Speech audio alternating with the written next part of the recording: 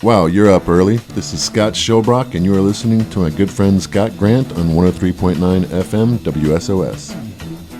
Hi, this is Scott Grant, and I'm here with Dr. Arun Gulani, and it's a real pleasure to have you. I'm a huge fan. Welcome to the show, Doctor. Thank you so much, Scott, for having me. And now you are a world-renowned eye surgeon. Is that correct? It's a title given to me by so many loved ones. I just like to disregard the title and get to work.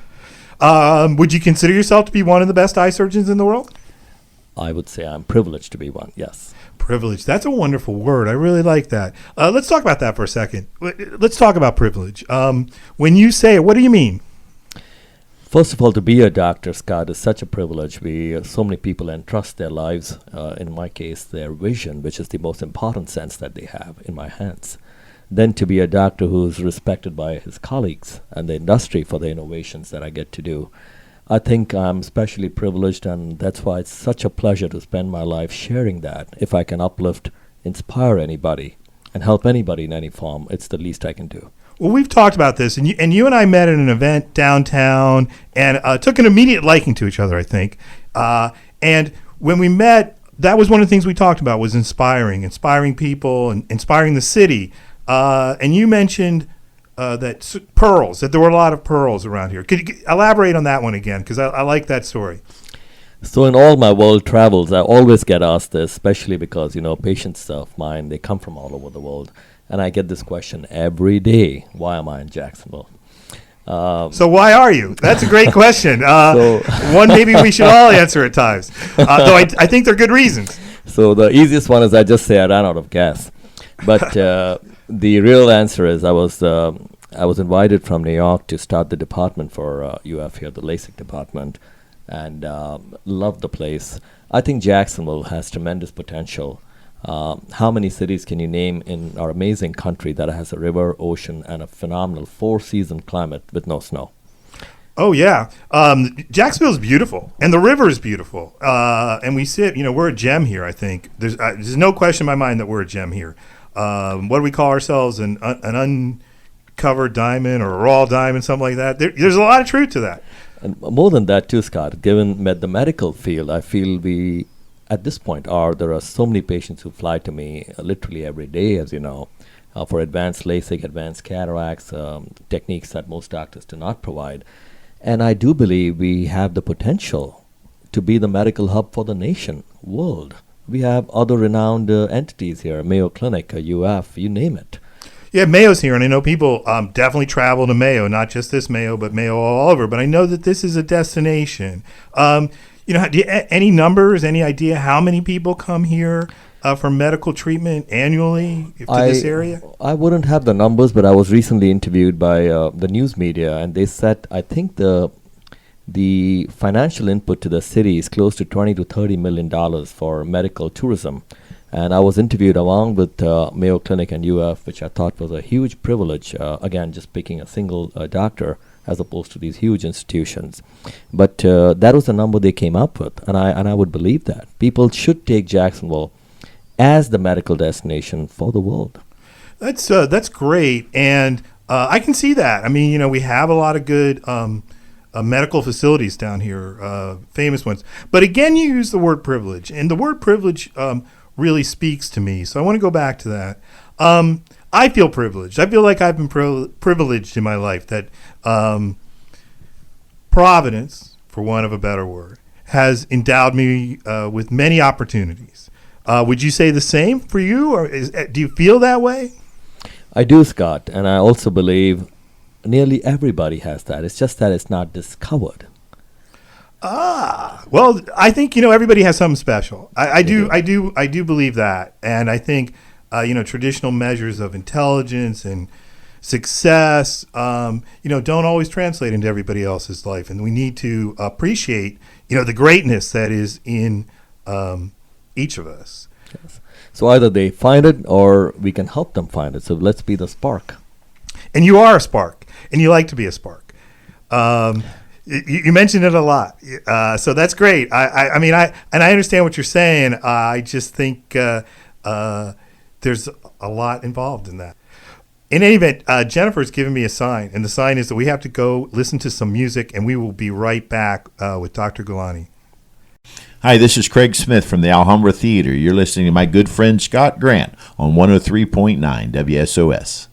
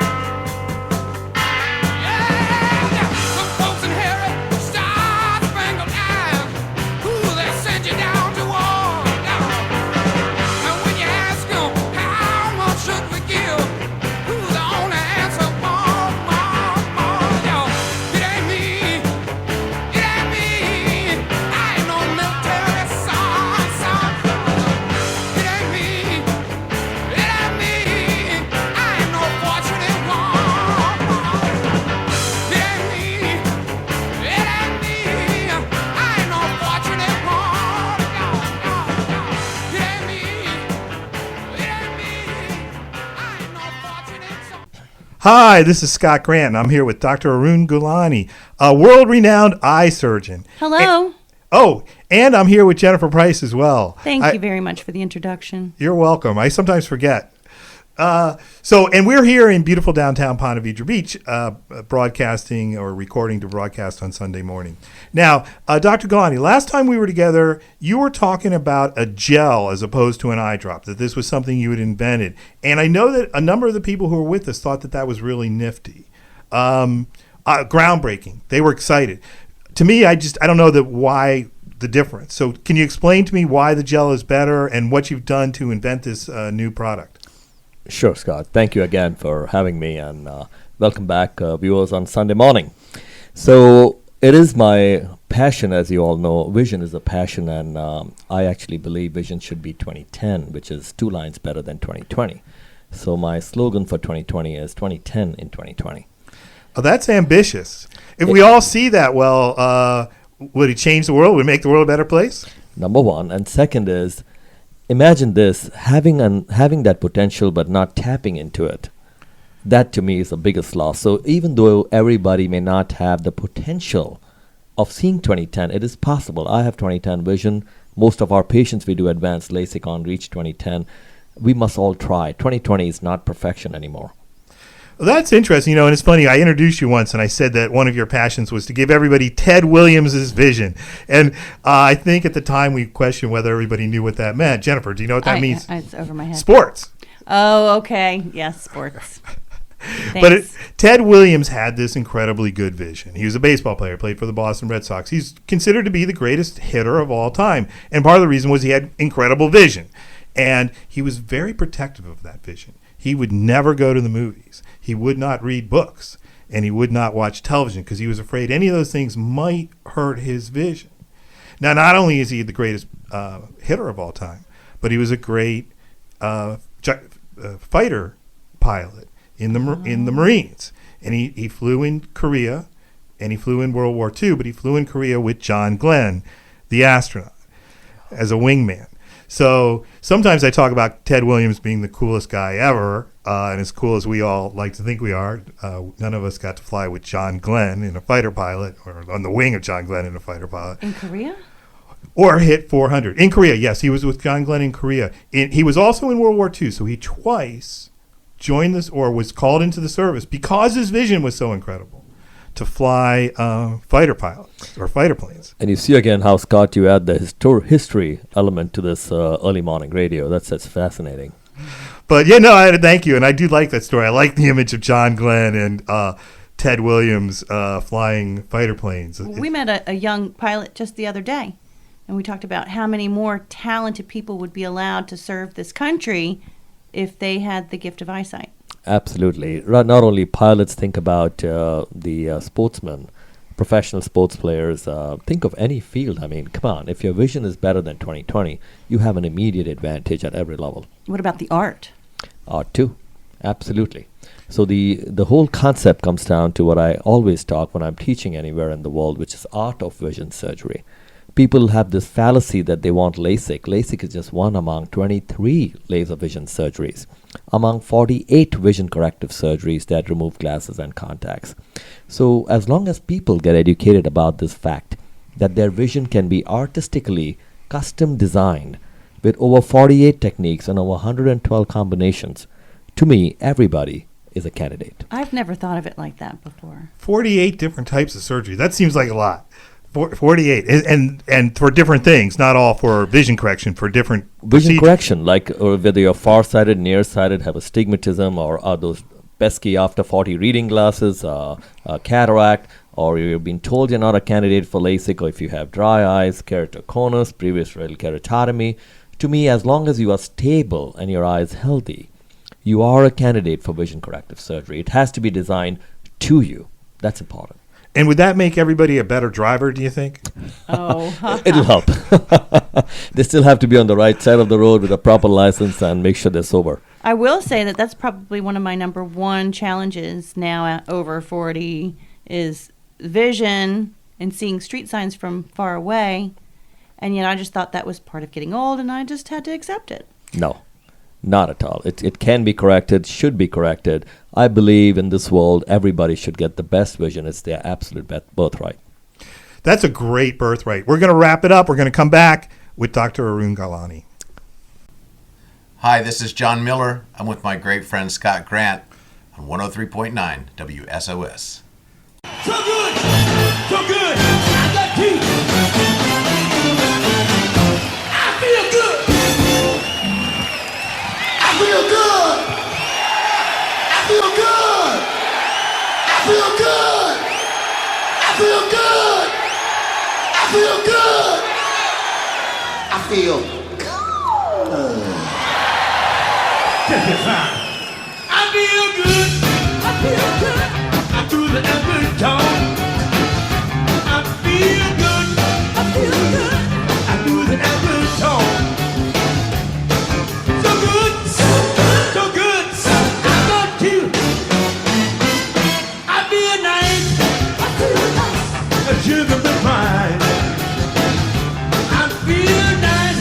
I feel nice. A sugar in mine.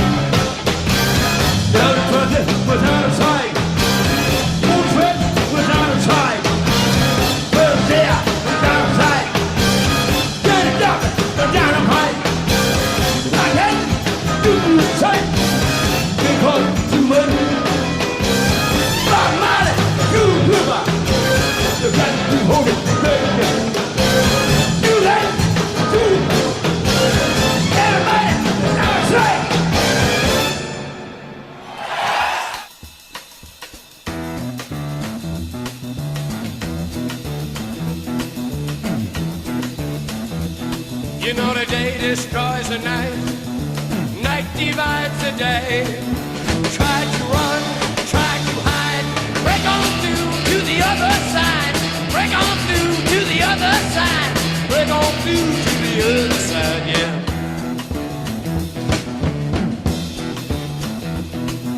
We chased our pleasures here, dug our treasures there, but can you still recall the time we cried?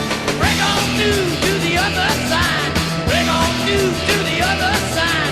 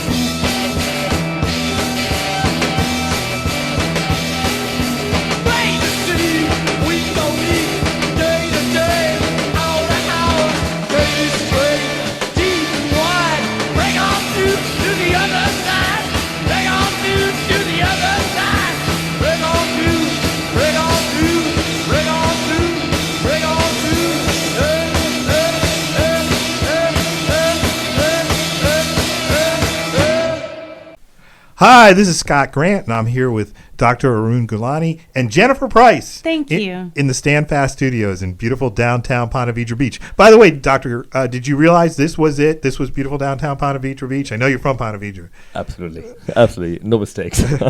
This is the spot, as it turns out. The absolute center. This is the epicenter of Ponte Vedra, right here in this studio. So, in addition to vision, you have a vision for fashion.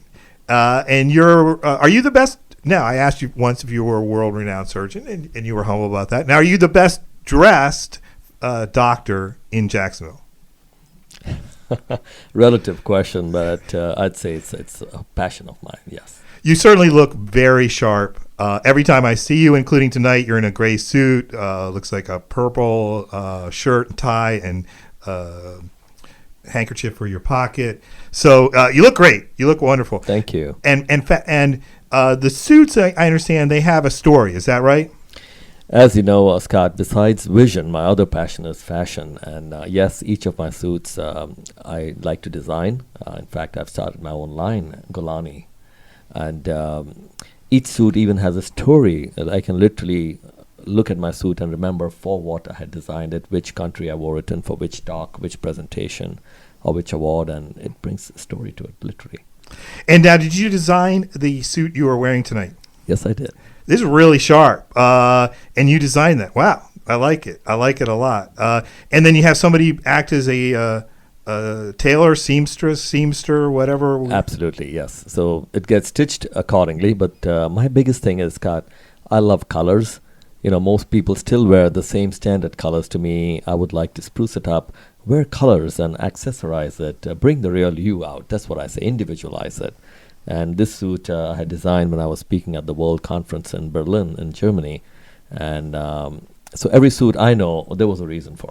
And what were you talking about when you were there at this World Conference? A World Eye Conference? Or Yes, absolutely. Okay. So World Eye Conference, absolutely, and Vision Beyond 2020. Okay, and that's your theme. That's a great theme, by the way. And I don't know why I always get drawn back to Ted Williams, but I do. But it's a great theme. The idea of everybody having supervision. That's nifty. That's just absolutely nifty. Now, with the suits, then, how many do you design a year on average? You know, just like eyes, I don't like to look at it as numbers. It's such a passion. If I'm heading to teach, like in Japan a few years ago, I just decided there has to be a color. And I chose the lilac violet shades. And that's how I go. I just love it. And then that suit reminds me of how I went and got a picture done at Mount Fuji, received the award at the World Conference in Tokyo. So all my suits have a story. It brings back amazing memories. So why in the world are you giving them away? Well, at this December 20th event, on Friday, December 20, at our institute, I'm giving away some of my gently used suits to needy individuals or deserving individuals, and hopefully they can enhance their professional and personal lives in the coming year of 2020. It's, again, like I said, a privilege I've been given. That's the least I can do to share, and then they can make their own stories, like that pilot we selected among the people who came forward, the astronaut who's also a videographer. And he wants to make a movie while landing on the moon. And I said, wow, you will now take this story of my suit that I spoke about, or I was talking about when I was teaching in London, and now you'll make a story out of that. You're going to the moon. Yes, he's fascinating, this young, dashing 21-year-old, and he's going to be on your runway. You know, he just announced, I don't know if either of you know this, but he just announced his next thing is he's going to the Earth-Mars station where they replicate conditions on Mars, and he's training in that station to be essentially, I guess, a Martian astronaut. I want to go. You might have to get approved. You might have to get I don't know what the word is. NASA clearance. Yeah, there's got to be some sort of a clearance to that, I would think. You have to clear everything on Earth first. Well, I used to think I dressed well. I was proud about 3 to 6 months ago. I was proud, but then I met you, and everybody tells me how frumpy I look ever since I met you. And Taylor the other day, who was the girl, a woman who designed or who tailored the suits, or some of the suits were given away. Taylor Turner, let's give her a shout out. She told me I got to change my whole wardrobe now because of you. Well, you can't stand next to him and not have that spark.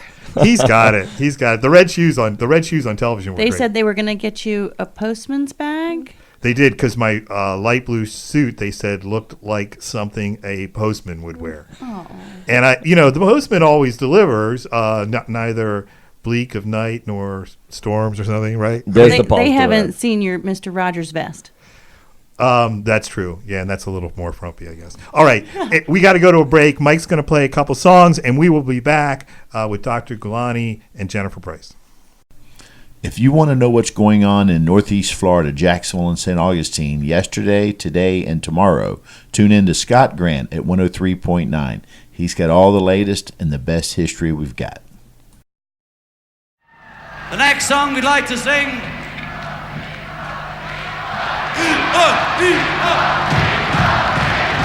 It's called All Day's Night.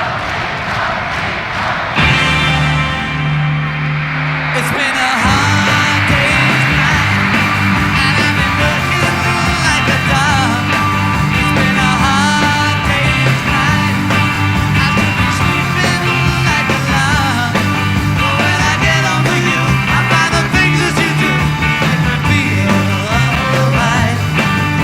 I work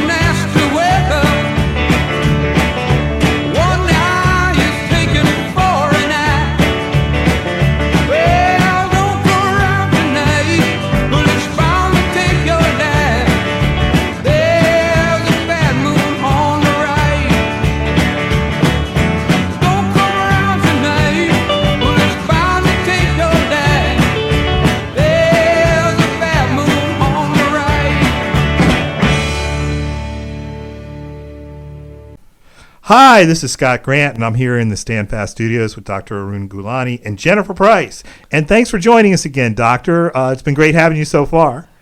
Thank you so much, Scott. And before the break, we were talking a little bit about fashion. I want to go back. You're talking about putting color in suits. What's your favorite color? All the colors are favorite. That's what makes it so fascinating for me. And it's funny. I may just be, when I go to teach anywhere in the world, I actually walk the city the night before, and I may just like a certain color, and then it all builds around it. We have a friend who designs perfume sort of the same way. She makes Can scents. I say your name? Sure, go ahead. Kim Spadaro, right? That's who I was thinking of, yes. So there, shout out to Kim Spadaro and Inger Williamson, too. What the heck, we'll give them both one. So, yeah, and they do that. And when you're talking about seeing colors, and that's the second time you've done it, both times it reminded me of Kim, going out and seeing something that sets you, in motion, or you found an emotion, I guess. It's communicating an emotion through some sort of art form. Absolutely. And then color-wise, such a pleasure. My favorite is still blue. That's my logo color, logo for our institute. And Pantone actually picked blue to be its color for the year 2020. Oh, that's really, really neat. And it's funny, you see that talk about that inspiration. And I know that, I write a lot of stuff. And oftentimes it'll be some little story I see or a snippet of a story will get me going. And then I'll start doing research and I'll find some other stuff usually that completes the story. But it's one snippet. You see just tiny little thing and you say, sometimes it's a picture. And I don't think I talked earlier about Ted Williams and John Glenn. I don't think I've ever written about that. But I know that initially it's just a picture of the two of them sitting, drinking coffee between missions in Korea. And I said, wow, look at that. And it's, got me doing a whole lot of research on that topic. So talking about eye surgery, and I know that I had a sister and I think a cousin and an aunt, and you've talked about giving everybody 20/10 vision, but they told me that they were that they couldn't have the surgery for some reason, that they were not eligible for the surgery, or I forget the exact term. That's correct, Scott. There is this misnomer about not being a candidate. Candidate, that's the word, yes, candidate. And the best way I explain this anytime I'm interviewed is as long as your eyes are healthy, everybody is a candidate. And the explanation of not a candidate basically means that you only having an option of a burger for lunch. That's why you're not a candidate. If you have a master chef making the entire menu, you would have the food designed to you. There's no way you're going home hungry. So with 48 different techniques that can be designed to you, for example, the most common thing that's not a candidate of patients who are referred to me, not a candidate for LASIK, they're told. Well, that's because their cornea is thin, or they have dry eyes, or high astigmatism. But guess what? There is a non-cutting technique of LASIK, laser corneoplastique. There's a technique of improving dryness and then performing laser vision surgery. Astigmatism can be corrected up to 9 diopters. So when you look at all these aspects, not a candidate only means that doctor is limited by 1 or 2 techniques which they are trying to fit you in. Actually, the surgery needs to be designed to you. And that's amazing. Have you ever done that, like created a surgery just for an individual that came in that was, I guess, a particularly difficult case? Every day, Scott. That's my practice. Designing, to me, even a normal, simple, nearsighted person, a designer, think about it from fashion, Scott, like we just discussed. Well, I am. I'm thinking about designer suits and designer eyes. So if you think about it, most people buy a suit based on their height and waist, right? Walk into the mall, pick it up from the rack. Correct? But what if you measure down to the ankle? You have to believe that suit has to look amazing on you. That is same thing with vision. How can you not deliver? Yeah.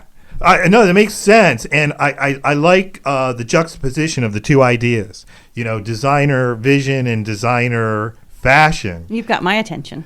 Do I? Both of them or just the fashion? Yes. I mean, he finally said that word, designer, and it got my attention.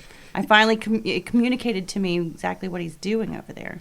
And designer vision. And you're able to provide that.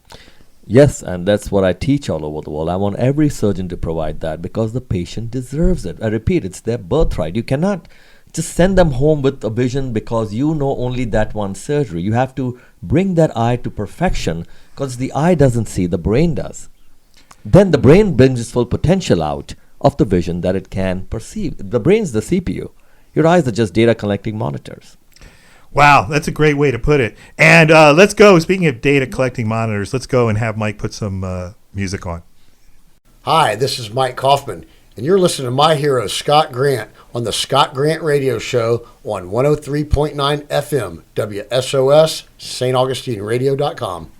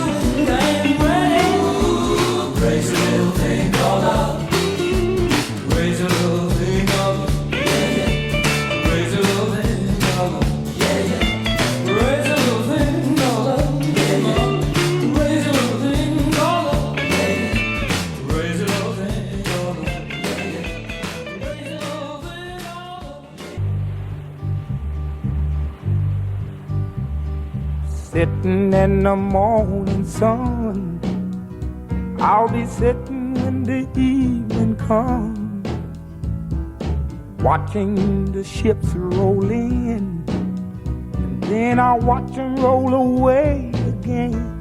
Yeah, I'm sitting on the dock of the bay, watching the tide roll away.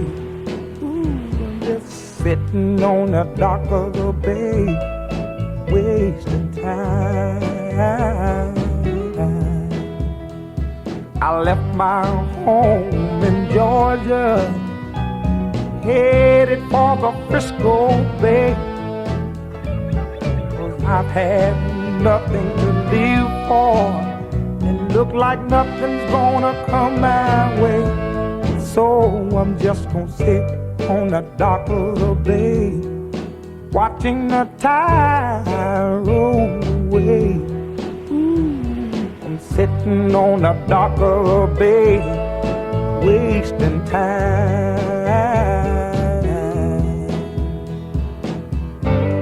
Look like nothing's gonna change, everything still remains the same.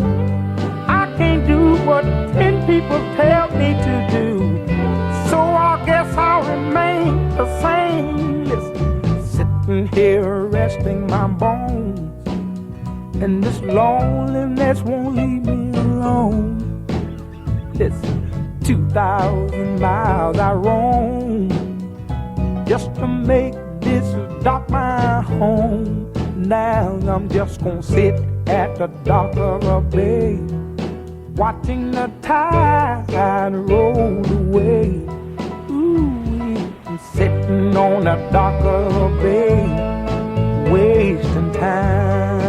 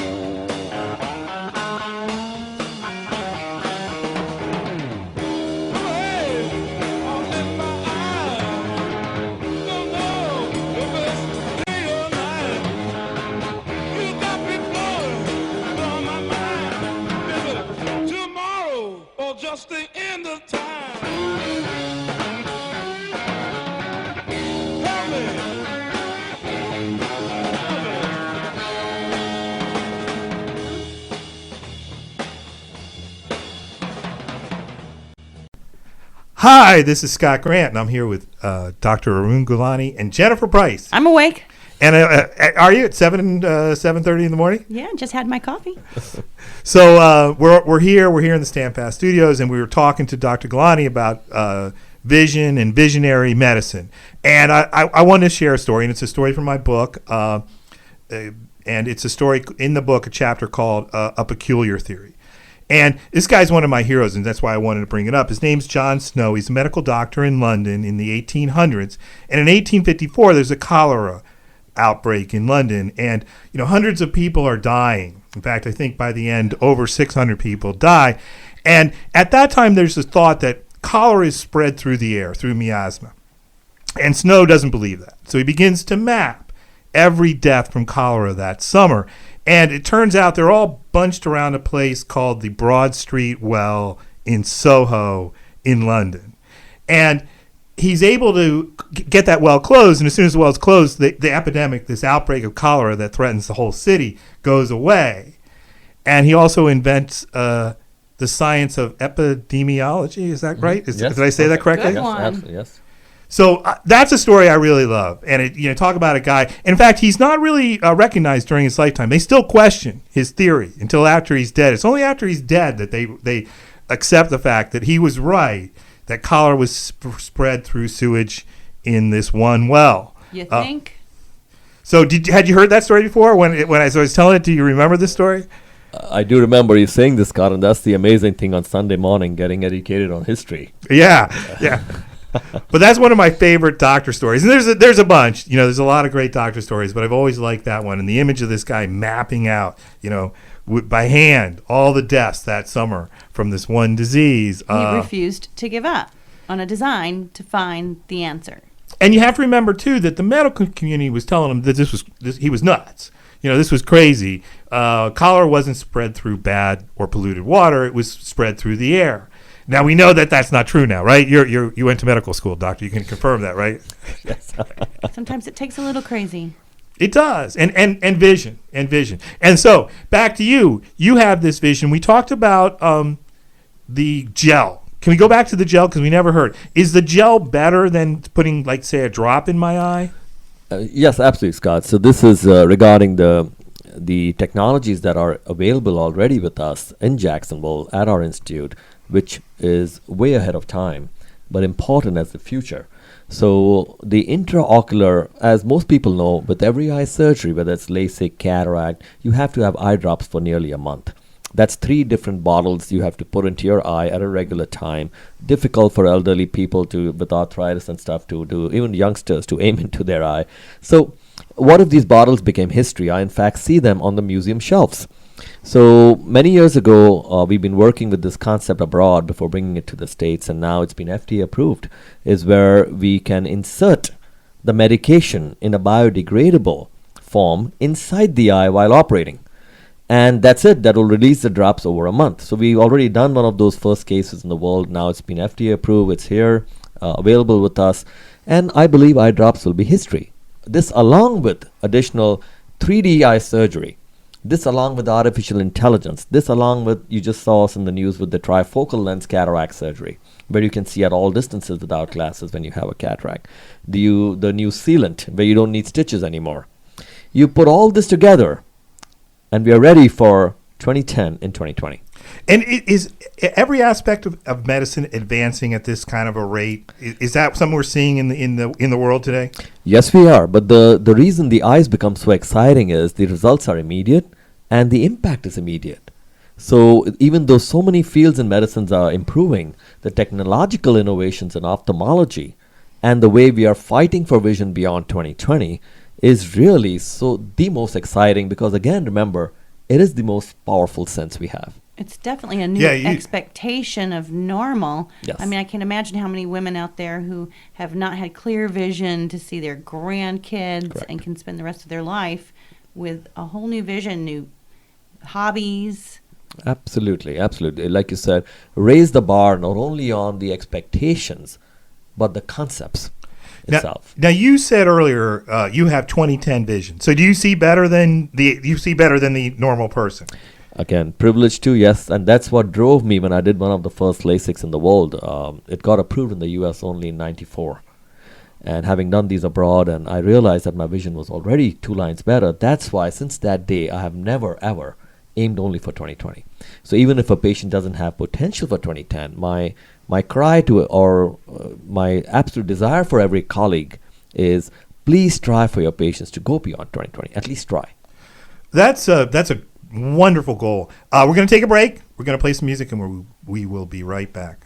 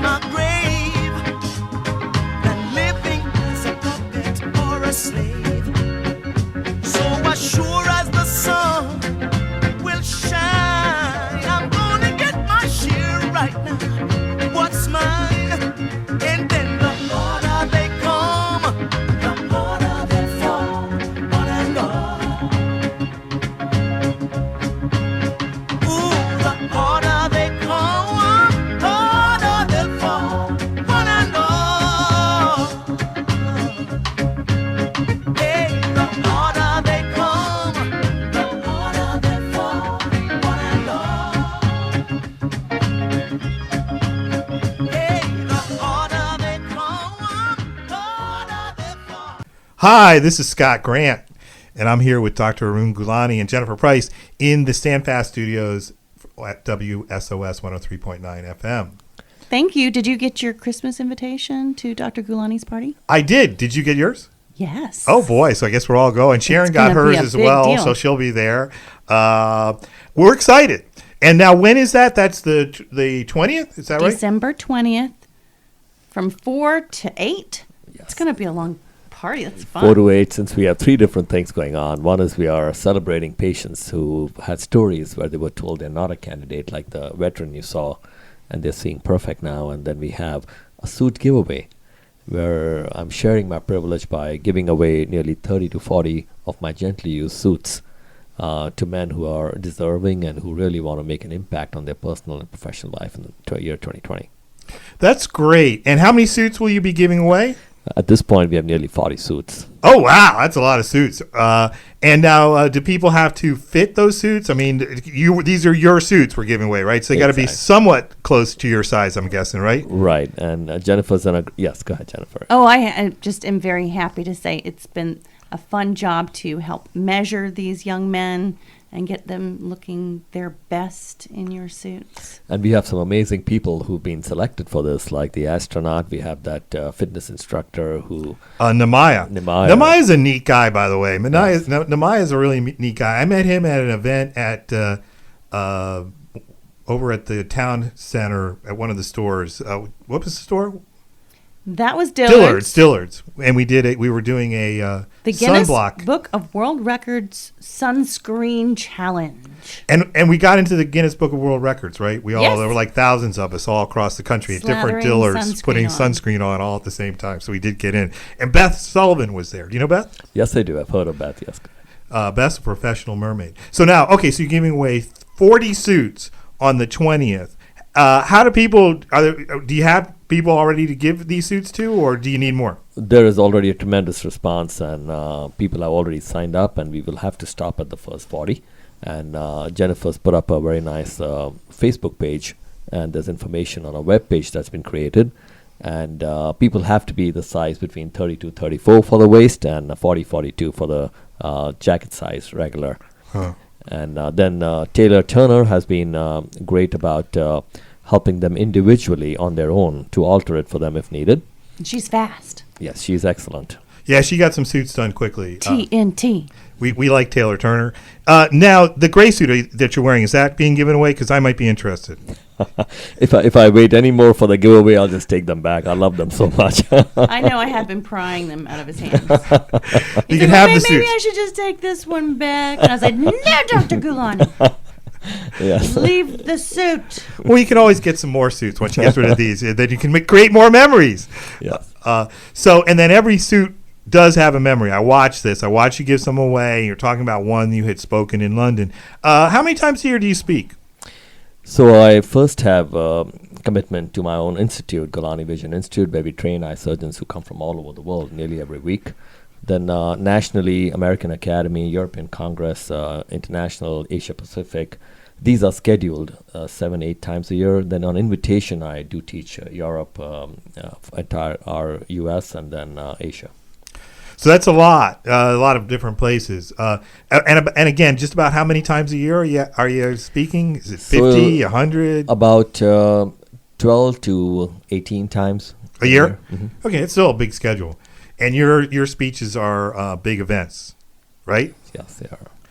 So we're giving away 40 suits, or you're giving away 40 suits. I shouldn't be taking credit for that. You're giving away 40 suits to deserving people. And tell us about that one guy, the keep calling him the astronaut. He's getting a suit. Yes, so among the amazing people who've come forward and been selected is the astronaut, who's also Lee Guyot. Lee Guyot. He's also a videographer with a dream to make a movie while he's on the moon. So that's amazing. Nemaya being a sports trainer, excellent guy. Then we have a veteran. I did the world's first trifocal where following his cataract at the age of 83, he can see at every distance better than 20/20. He will be walking the ramp too.